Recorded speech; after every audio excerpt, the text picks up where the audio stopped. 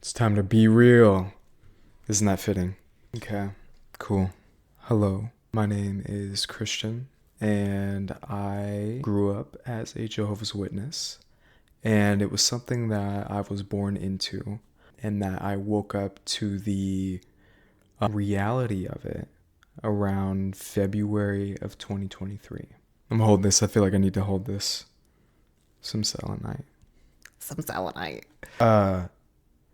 I grew up as a Jehovah's Witness, and it's something that I feel like for myself, it would probably be something healthy for me to talk about in a manner that would allow others to be able to share maybe their experiences with it and what they went through if they happen to go through the same experience, or someone who's in that process of discovering things about what they've been involved in, or, anything within that realm.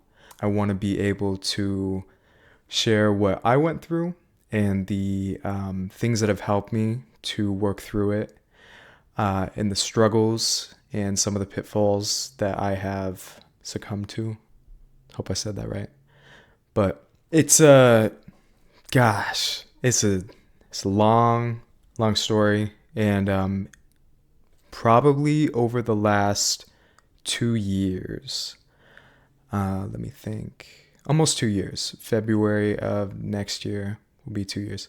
I was born into it, and I just had a very turbulent relationship with it growing up because I felt pulled in many different directions for many reasons, because I had a pretty difficult, for my case, at home environment. And being a Jehovah's Witness is an all encompassing thing. It's something that affects every aspect or area of your life, down to the control of your thought and the things that you think, as well as how you dress, who you associate with, or who you hang out with, people who you choose to make friends. And there was regular meetings every week, if you're familiar with what it is. Now there's two. There used to be more every week. And I don't want to go through like my whole story with it, because I don't really feel like that's too necessary. But I was in it, and I'd say like 65% of what I wanted to be consistently throughout the time, up until like I said, I was born in. So around like 17 or 18 is when I got what's called disfellowshipped. And disfellowshipping is another word for excommunicating someone. I think that's what Mormons call it. But basically, when someone has done something that would be considered a sin, you then get put, man, how do I even say it? Like, let's say you do something that's not something that God likes, right? Or what, according to their rules, likes. You're then, if you are unrepentant, you are then pushed out of the group, and you're not allowed back in until you show a level or a measure of repentance over an unspecified amount of time. It was different from kind of districts or like clumps of what are called congregations or churches. They all had different names. And I mainly stayed in one central area, but went to a few different congregations that had different groups of people, varying from like 100 to 250 to 200 people at a time. And it was, man, it was crazy. It was crazy because, like I said before, it was something that was all encompassing for everything within your life, from top to bottom. And when a religion has to affect your thinking and your ability to make major life decisions, like going to college or certain medical procedures, whether to take blood or not, like things like that, there is a like that's gonna get you on a pretty deep level in many different ways, depending on the situations that you go through and you experience while you're in the group. Let me touch back. I'm sorry. Let me touch back on me being disfellowshipped. I was going off on a tangent. I'm just trying to keep this like natural and organic, or whatever the fuck. It's the first video. So I was disfellowshipped when I was 18, kicked out of the group because I did some things that by outside society's standards would consider like regular behavior for someone of my age. And within that group, those were gross sins to God. Therefore, I needed to be pushed out and excommunicated from my family, and then all the friends that I had grown up with that were within the group as well. And I wasn't allowed to talk to them. I could go to the congregation meetings. I had to make every single one and turn in a letter of, I don't want to say acceptance, but a letter of like asking like, hey, this is how I am. This is how I feel right now at this point in time. Can you let me back in? That'd be pretty cool. And I did that, believe 2 times. And the first time was at 8 months of being disfellowshipped. And the other one was at like 11 months of being disfellowshipped. Ended up doing that eventually. But I got kicked out. I couldn't talk to any of my close friends or family. At the time, I worked at the Apple store in my area. I'd see like, my mom walking by the front of it, and she'd look in and she'd see me, and there would be like an acknowledgement, but it wasn't the same. And there's no diss to my mother. I love you. Hope you're not watching this. But yeah, man, it was just stuff like that where I'd see my friends out in public, people who, associated with me prior, and I'd see them out in public, and it'd be like I didn't exist. Like they were looking right through me, type of thing. And I sucked at the time, man. I was like 18, so on my like 3rd job or something like that. I don't know. I was just trying to figure shit out. But I eventually come back into the group when I'm like 19, and I kind of got back into it, but it just wasn't hitting the same. I was making a lot of decisions out of a place of I don't want to go back to that way of life. I don't want to feel that lonely again. I don't want to, see my family out in public and have that type of thing happen, So I was making decisions from that standpoint, or that mentality, and it just like made everything way worse. So I continue on from there up until I was like 20 when the pandemic happened. That happened. We stopped going to in-person meetings and then switched to Zoom. And like for a lot of people who have left ever since COVID, having that break from the continuous cycle of everything, especially going in person, gave a lot of people the opportunity to be able to think in a more critical manner, because that's just what that time. I'm not even gonna try to explain that. Anyways, that just happened, and I was one of those people as well. And I had certain feelings about the witnesses. Even though I was still involved in it, I started noticing different, like, maybe the right word is fallacies, but holes within stuff that I was seeing the contrasting viewpoint in, like, at work. And so that all kind of just built up to when I was 22. And then I just, man, what was it? I was like a night in February where I was feeling very, very low, and something that is a lot to say for the first video, but I feel like it's better just to be honest. My whole life, I have very much struggled with not wanting to be on the earth physically. And I would say I would attribute a lot of why I was feeling to be in that headspace to be because of a lot of the rules and the boxes that I was trying to fit within my whole life that I just didn't feel like I naturally fit within. Woo! Hold on. Okay. Is this shit working good? Yeah, we're good. Okay. What was I saying? I was saying... Cut here. All right. A night in February. This is my point that I was trying to make. I was feeling very, very low, and like, in that kind of dark space, that realm, you know what I'm saying? And I just had a moment where I was like, man, what is the one thing that I feel like is causing me the most like unprocessed or like twisted up bunch of feelings. Like, what thing in my life is causing that mainly?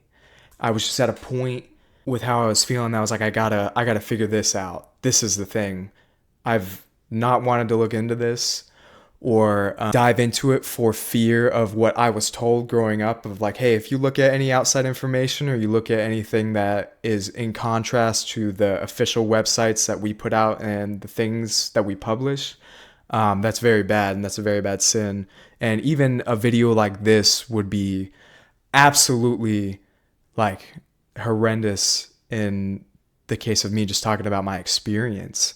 But I was like, let me open this shit up. Let's figure it out. So I go on Reddit. I looked up 10 signs.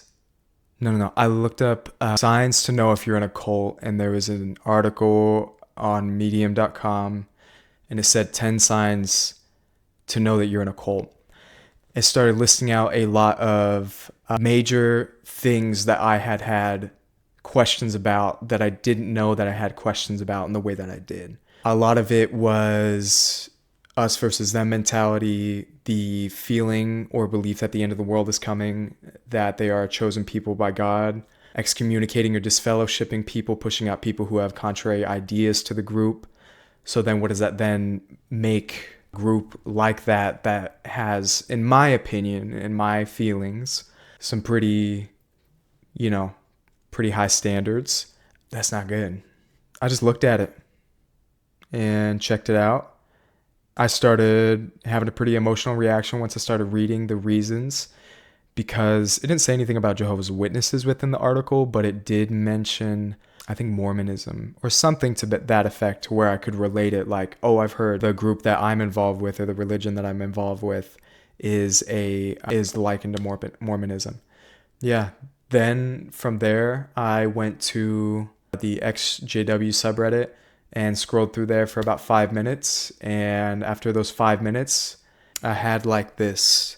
The only way I can describe it is I could hear clearly after, like physically, after I scrolled through that subreddit and I started connecting the pieces very quickly because I had had so much time to think about it. Once I started connecting those pieces, I just could hear like actual silence. And I thought back to it later. It was like a white noise or a white static or fuzz that I had been hearing, at least prior to that. It felt like maybe I don't want to say my whole life. I don't fucking know, dude. But like I could hear better. And then I didn't know what to do. Never trust a guy who wears an Apple Watch, first of all. Let me put that away. I gotta take this off, man. I don't like this. I don't know who put this on my wrist. All right. I called up my uncle because he had been out of it. He was never really involved with it except for when he was really young. He chose a different path, to go on a different path within life. I feel like had I not had my uncle's help to be like a guiding voice within what felt like a manic state afterwards that I had went in. I don't say that lightly. It was a lot. I had called my uncle and I told him what I had discovered, what I had figured out, my grand discovery. He basically was like, hey, glad you're catching up. So what do we do from here? How are we going to go about things? You know what I'm saying? He helped me a lot in formulating and structuring a general set of guidelines to go by principle-wise, now that a lot of my maybe morals and just morals that I had before I was putting into question and trying to figure out like what boundaries I needed to set for myself. Now knowing that the like very tight and rigid framework that I had to mold my life into previously, or my whole life with being involved with the group, now that I knew I didn't have to abide by any of that, I knew deep down, just with the person that I am separate from the group, that I have a few things that I know and that I've learned in principle from my upbringing and different examples and different situations that I want to always keep with me. So I established those, figured that out, And then after that, my uncle helped me to just really start thinking about things in a like what is truly transparently happening, maybe with even being alive, even existing. Like I had to go back there and figure out what is going on here. That's been a journey and a half. That's one that always continues of understanding why you're here and what you're doing.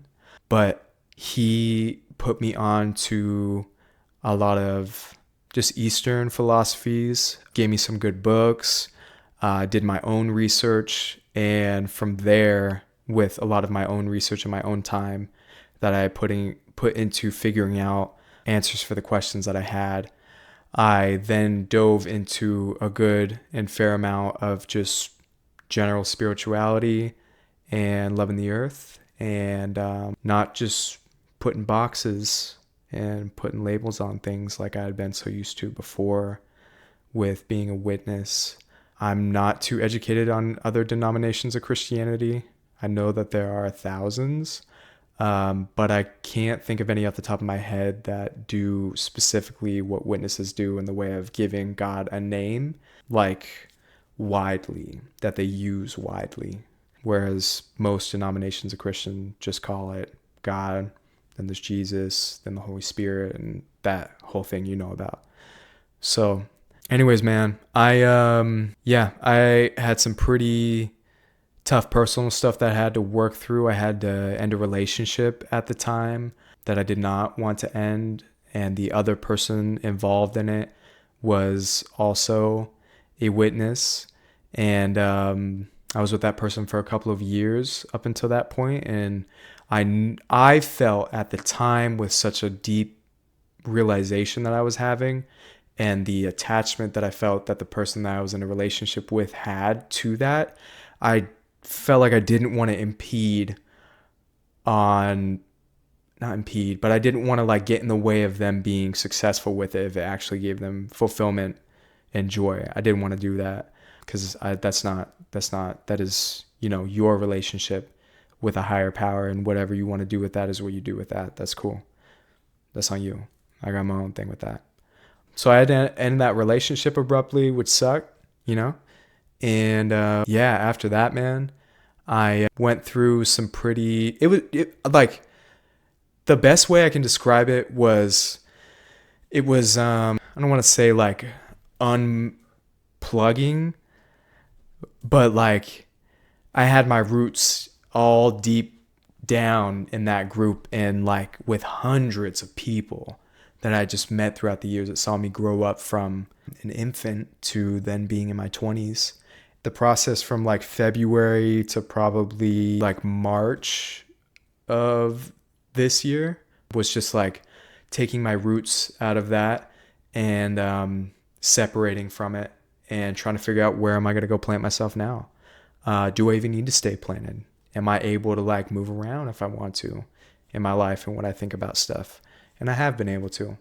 And I feel like for the place that I've gotten to, considering the circumstances and the things that I have experienced and how impactful they've been on me, I feel like it isn't a bad thing to want to share some things or experiences with my things that I had happen with it with other people. And if that can serve as a place to have kind of a discussion, if you're like, hey man, I'm going through a similar thing, I'm trying to figure out my way out of it, all I have to say to you, my brother, oh my goodness, my sister, whoever, it does not matter.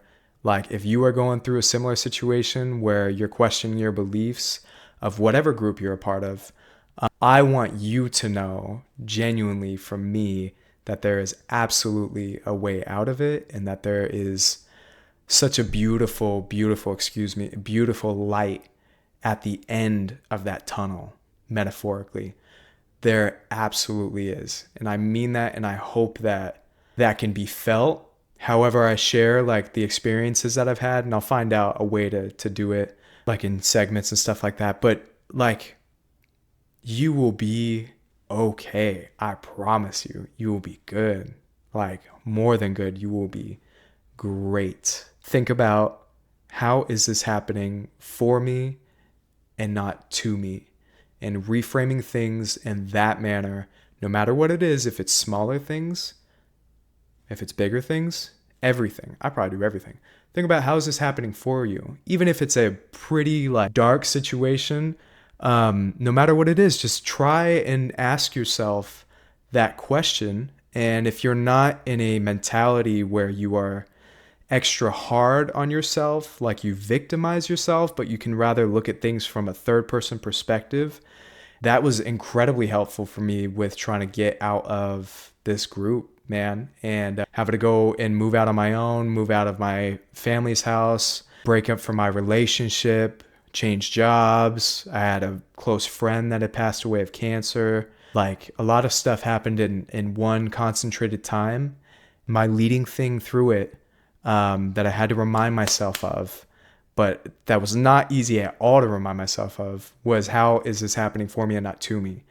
So I would give that as a suggestion for something that might be able to help you, because a lot of times I have had to not remind myself, but like had to check the viewpoint, check the perspective that you're looking at something from, right? Think about it through other people's eyes, whatever it is, right? If you have someone treating you in a negative manner in your home, it might not be a bad idea to, maybe actually talk to them.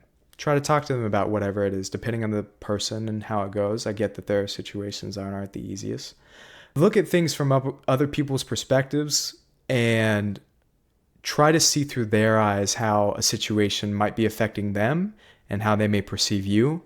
And do it in an unbiased manner, but a purely like, as a human, what might this make somebody feel? Like, clean slate. Don't get me started. That's some sauce right there. All right. I don't know what I'm saying, dude. Yeah, man. You'll be good. You can talk to me, send me a message, whatever it is. Put a comment down below. I don't know. Whatever you want to do. I'm trying to think if I have anything else that I could say. I hope I kind of made my point. I didn't really explain a lot of this the best, but I think that, the message will get across. So, yeah. Wish you the best. You'll make it through. Goodbye.